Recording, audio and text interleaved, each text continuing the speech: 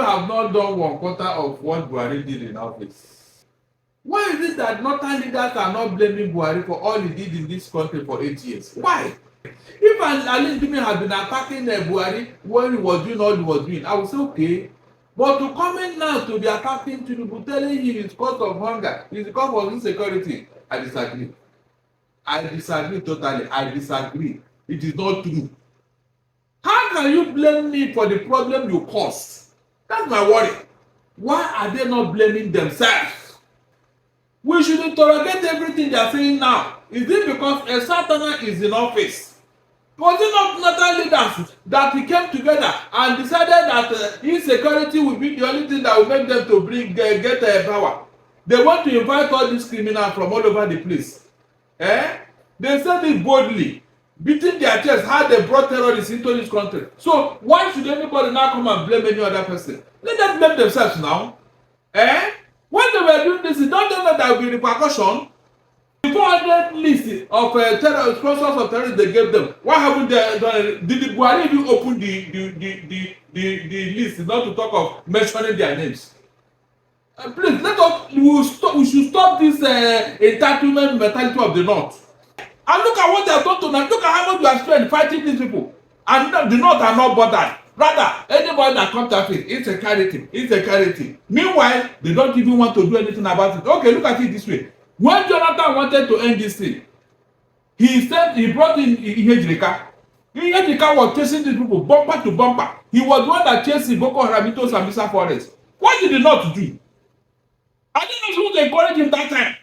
They started writing memo to the international community, telling them that Jonathan is committing genocide among them, that he's trying to kill all of them, this and that. They mandated the Kwakwanso, who was governor of Kano State then. He drove all the way to Aso Rock and met Jonathan and said, you see this man you brought here, who called himself National Population Commission chairman. Remove him from office if you want second term. The man is drunk. You know he came from the Brewwood. He must have taken a lot of beer. Remove him from our office. He's talking rubbish. I don't even know why I belong to this southern region of Nigeria. I don't know why I belong here, seriously. I am ashamed. I don't know how to describe the people here. You went to school in order to know and lead. Now you are not being led. Professor Shibajo went there for 8 years. No impact, nothing.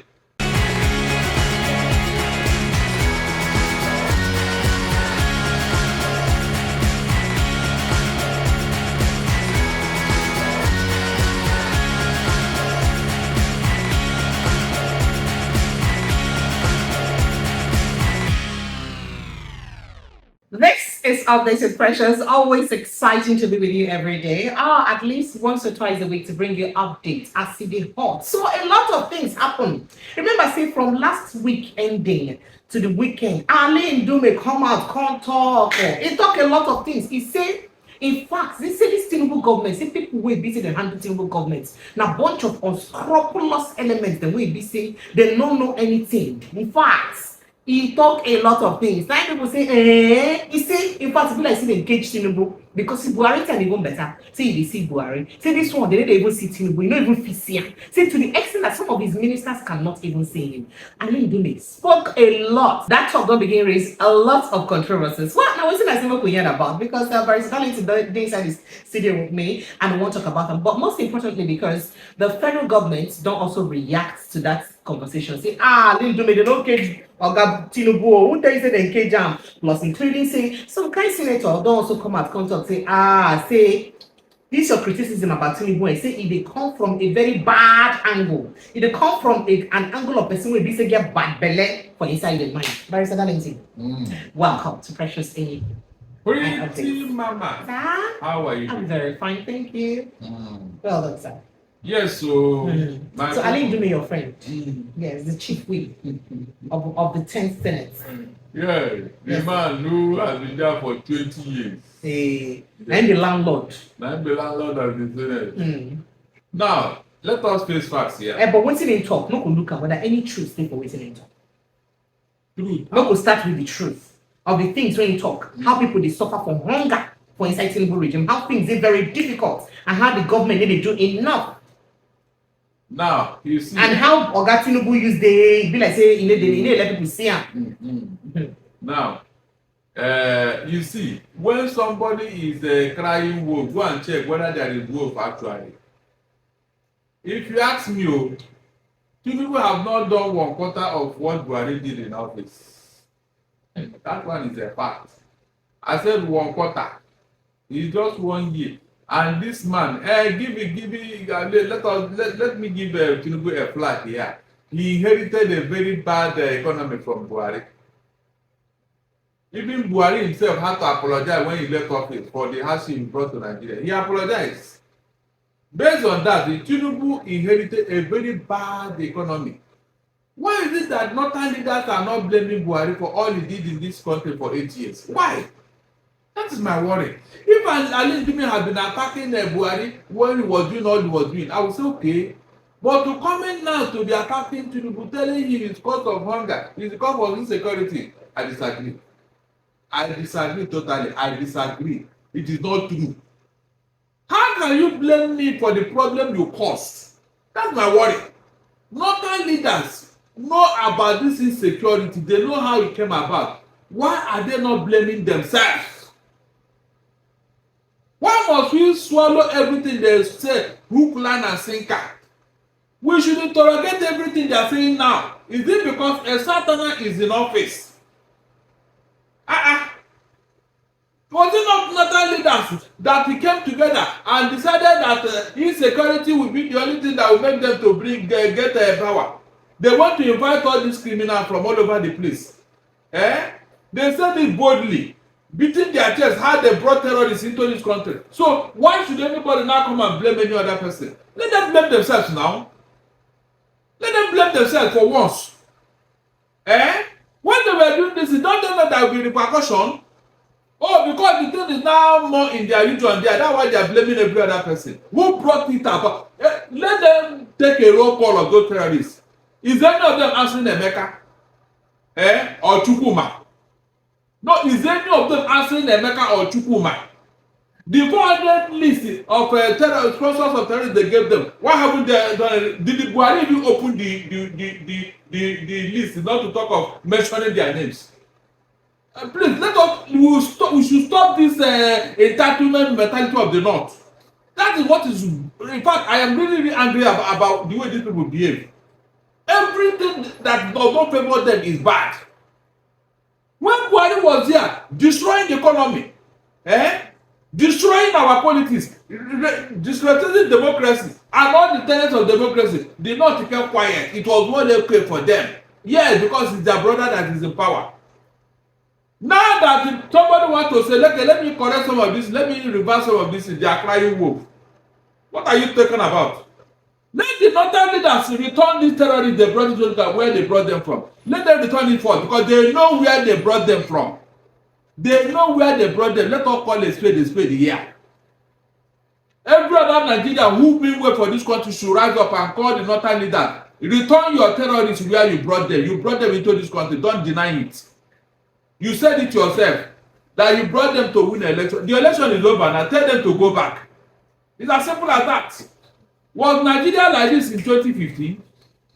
You people brought it here now. So why are you blaming everyone? So if P2B were to be in office now, this is what they will be telling him. And I'll keep quiet. No, it will be worse. So it will never happen. Until northern leaders will come and apologize to Nigerians for the infamy they have brought here. I will never listen to whatever they are saying now.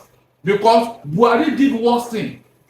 Everything about Nigeria, Buhari destroyed it. Our economy, our finances, our politics, our unity. Our unity. How you take down those ones? Yes, that fine. Thank you for asking me. When Buhari came into office, we were practicing nepotism. If we are not a Fulani man, Buhari doesn't record. In fact, those who wanted to get appointment in his cabinet, they had to answer one name that resembles Fulani name. You have to include it for Buhari to listen to you when it comes to appointments in this country. It happened. Is that how to lead? Okay, did Buhari unite Nigeria throughout his 8 years in office? Was it not divide and rule? Especially the people from the southeast. Look at what he did to them. When he talks to them, he talks in the second. He gave them 5% of votes. Good. And he carried it out. And nobody feed you on anything. Nobody. So you say you're not just the president of the people who voted you in power, exactly. but you're the president of the entire nation. What is the population of the Fulanis in Nigeria? What is the population of Fulanis in Nigeria? Let us call a spade here. What are they contributing to the economy of this country? That Buhari and his brother should not claim to be Lord of the Manor. Look at the arrogant behavior that people will carry their cow, enter your farm, finish everything. Do you know how many people those people and their cows will send to the early grave? Eh? They did it and nobody said anything. Mention any other ethnic group that can do that kind of thing. Mention just one person, one other ethnic group in Nigeria that is doing what the Fulanis are doing in Nigeria today. Because people say it's the killer Fulani here. The one that are educated, that are learned, like Buhari, their brother, who was the president. Did they call them and say, come? You people are no, I don't like what you're doing. Buhari been educated. He was the president of Nigeria. Okay. He told us, at that height, let us assume. Okay. With the authority he had, did he call the brothers and say, come, this thing you people are doing is not good. I don't want, if you try it again, you'll be in trouble. At least show leadership. But every time people will ransack a village, kill everybody in a village, especially Benue and Plateau, Buhari will look the other side. Did not happen in this country. No, let them come and tell me that it did not happen. So why are they not coming out now? Because we kept quiet. We are not retaliating the excesses of the Fulani people. So if you not say the case, who allowed them to be doing what they're doing? If their brothers who claim to be educated and more learned and more civilized, are they not supposed to do to call them to say, come, you people, you are giving us a bad name. So are you saying that there is an Ndume get case?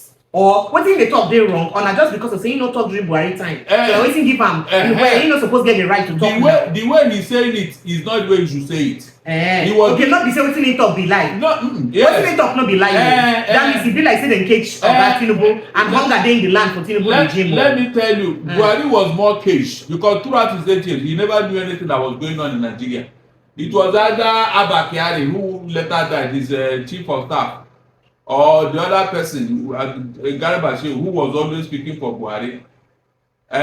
He never knew what was going on. Nobody was. And I make them be saying, I make Aisha self say, kabal. That hijack is the government. She said it now. At a point, the chief of staff became his vice president. Osinbajo was relegated to the background. When they are sitting together, Osinbajo, who's supposed to be at the right hand of Buhari, will not be there. It is Abba Kyari. Is that what Buhari did in office? So why should anybody come now and be talking rubbish? But that's what they are talking. So this rubbish now, you don't talk and say, be say what's in talk now, like because by that is in hunger in the land. What's in the real way where this president supposed to address this? Hold on, the man cannot address it because the people that are doing it, they know what they are saying. This hunger is manipulated, though. And look, the pressure. Listen and listen good. They not have the land; they have the land mass. Kogi and Niger states, two of those states have claimed both the southwest and the southeast. If you are talking of southern, then we can do one small state in either Kebbi or Jigawa. So 3 states in the north is the size of the entire south. So the remaining landmass, what are they doing with it? Where they are grooming terrorists or what? They have the landmass to grow food. There is no place here in the south here. You can see 500,000 hectares of land that is uncultivated and uninhabited. You can't see it. You cannot in the south. You cannot see it anywhere. But in the south, in the north, there you can see an entire city.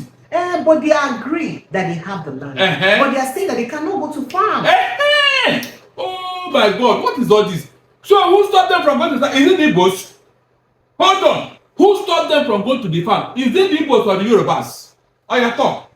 You can see, the thing where they eat the liver is at the back of the liver. They not should ask themselves, why is it that our own people are making us to suffer? If I thought they are suffering, thank God you mentioned it. Who are the people that are stopping the north from going to the farm? Is it me? Is it me? Please, is it me? Where did they come from? Did they come from the south to here? Is it not from the north here where they claim that their cousins are in Niger? Who opened the border and let them to come in? Is it not the same northerners? So you agree with what some people talk now? They talk say this particular thing wey Ndume talk, say they come from bad belly point of view. It is more not come from person where it is because let me give you an example. When Tinubu wanted to relocate some department of CBN and the called aviation back to Lagos, because the seat of economic activity is there in Lagos because of the seaport and the airport and the many banks, them all the bank headquarters. Good. What did he not do? They vex well. Good. If you're a patriotic citizen, with the reason that Tinubu gave, are you supposed to? By the way, does the Abuja belong to the north? They don't claim Abuja. Oh, yeah. The Gwari people will get Abuja. When they hear about them again. Good. Now northerners now get Abuja. Now make them be the vex when Nyesom Wike, a southerner, become the minister of FCT. You know, so for a long time now, only northerners will be minister. Okay, you can see what I'm saying. In fact, they even vex them as Madam Ireti, the FCT minister. They say she from where she from come become minister for, because by right it's supposed, because they're not central, so supposed to be only northerners. You can imagine that kind of mentality. So if na Fulani person be the FCT minister or anything, will not be problem. Oh, so you agree with me now? You can see. Whenever I'm telling you something, I have facts. I don't talk anyhow. Seriously, I have facts. And unless we begin to confront this thing from the north, Nigeria will not move forward. This entitlement mentality must stop. It must stop. More so for people who are not contributing anything to the economy. They don't contribute. What are they contributing? But be the food where would they chop now? Where is the food now? But then be they in charge of. Where you already admitted that they have. Where is the food? Are they farming? But do you know how much? Now see them see the farm. Do you know how much even when things was okay? Do you know how much food we import into this country? Just to argument. Are they farming? Subsistence farming. This one that they are doing without any mechanization, is that farming? If they know what they are doing, they should have gone to mechanized agriculture and use the landmass that God gave them and make use of it, but they are not making use of it. Rather, they are interested in the oil in the Niger Delta, where they have 87% of the oil where the Niger Delta belong to the north. How do you rationalize that? Meanwhile, they are not producing one liter of crude oil in the north. Meanwhile, how many southerners and southeasterners or southwesterners get gold mine for Zamfara? Oh, thank God! So you are coming now. The gold mine in Zamfara belongs to the Zamfara people, but the oil in Niger Delta is for the whole Nigeria. That is justice. Okay. That is patriotism. That's one Nigeria. These are the things these northerners are doing that nobody challenging them. Nobody. I wonder why we say we went to school. There, it's just like we have sold our rights. Why can't we bring this into the table and say, okay, let us rationalize this? So why everybody for South be quiet? Why they not talk? Ask me. And President Bola Ahmed Tinubu, as the president from the southern extraction, why is he not taking decisive action? Not he just give them livestock minister, livestock development minister. I am telling you, the right person. Maybe say they for support that them. That is why they don't want the right person from the south to come there. If the right person from the south here come there, all this nonsense will stop. I'm not joking. They know that it's not the right thing. So why do they condone it? I will answer, look, if it's either you agree or we go our separate ways. I'm not joking. If I have the opportunity today, I give me 24 hours, I will settle all these things. I will tell them, no, in America, they put up to their constitution. They say, we believe the truth that all men are born equal. All men are born equal before God. No. All men are born. Yes. If you want to claim entitlement mentality, tell me what you are producing. Tell me what you are bringing to the table. And I want to make the no agree for resource control. So what are you talking about? That Nigerians are doing because of them. They don't want anything to move forward. Whatever you want to do that will benefit you, they say no. It's the constitution. Under Saraki Senate in the 8th Senate, they wanted to legislate about child marriage. That you cannot marry a girl of 10 years. They said no, it's our tradition, it's our religious culture, we cannot touch it. They shut it down because of their numerical sense. We said, okay, let us go computer. Let them say that every primary school in Nigeria, they should be computer ready. They said no, we are not ready. Everything we wanted to do that we got for the north, we said no, we are not ready. Everything. Is that a patriotism? Okay. So bottom line, they have been in power for 48 years out of 64 years of Nigerian independence. Please, can you show me evidence of that leadership? Right. So going back to Ndume. So the same way we say they use endure Oga Buhari administration, maybe also endure. You are talking, yes. Let them continue to endure. Buhari ruled for 8 years like a lord of the manor. Let them allow Tinubu to, because after all, they were the one that brought Tinubu into office. They didn't bring Tinubu to come and be dancing to their tune. Whether he's dancing or not, I don't want to hear. Let him continue to remain there. After all of us are suffering it. We suffered it under Buhari. Let us suffer it under Tinubu too. One from the north, one from the south. So that one. So that by the time the hunger enter our head, it is the people now, the people of Nigeria, both north to middle belt to northeast, northwest, so southwest, south, everywhere will not gather and say no, enough is enough. Then that day will know that we are come to our senses. But for you to pursue your selfish agenda and tell me that I should come and be support, I will not. Let the north to ask themselves a question: what they have done to Nigeria since they came in here. Everything about them is about selfish interest, not about Nigeria's growth. How can you say you love Nigeria? You want to go and import terrorists. And look at what they have done to Nigeria. Look at how much you have spent fighting these people. And the North are not bothered. Rather, anybody that comes to it, insecurity. Meanwhile, they don't even want to do anything about it. Okay, look at it this way. When Jonathan wanted to end this thing, he brought in Ihejirika. Ihejirika was chasing these people bumper to bumper. He was the one that chased Boko Haram into Sambisa Forest. What did he not do? I didn't know who encouraged him that time. They started writing memo to the international community, telling them that Jonathan is committing genocide among them, that he's trying to kill all of them, this and that. He wants to revenge what they did during the Biafra war. At the end of the day, Jonathan loyally withdrew Ihejirika to avoid problem. At the end of what happened, they came back in full force. When Jonathan gave Odumegwu, Festus Odumegwu, to do proper census, to give us the proper census, let us know how many we are. The man went all over the world scientifically to go and collect data on how to do modern census. He came back and said the last census he saw on the shelf was a fraud. That thing is not census.